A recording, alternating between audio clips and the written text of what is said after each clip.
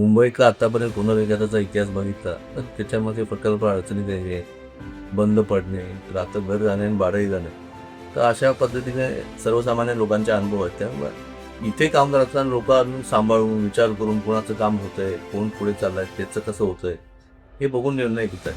पण पुनर्विकास लोकांना करायचा आहे, कारण आज नवी मुंबईचा इतिहास सुद्धा 30 वर्ष जुना आहे. बहुतांश इमारती ज्या पहिल्या टप्प्यातल्या आहेत, ज्या 80च्या दशकात 90च्या दशकात बनल्या आहेत, त्यांना 30 वर्षापेक्षा जास्त कालावधी झाला आहे. इमारती राहण्यास योग्य नाही, धोकादायक आहे. तर अशा पद्धतीत जर विचार केला तर जवळपास 2,500 ते 3,000 घरं अशी आहेत की ती पुनर्विकास प्रक्रिया सोसायटी आहे, जे पुनर्विकासासाठी पात्र आहेत किंवा त्याचा पुनर्विकास झाला पाहिजे अशा पद्धतीने त्यांची परिस्थिती. तर लोकांचा प्रतिसाद आहे का, तर प्रतिसाद आहे, परंतु लोक अजून थोडं थांबून वाट पाहून ही करत आहेत. तर चांगली गोष्ट आहे. दुसरी एक मानसिकता आहे काही सभासदांच्या बाबतीत असं असते की मला काय फायदा होईल, मला जास्तीत जास्त बेनिफिट किती मिळेल.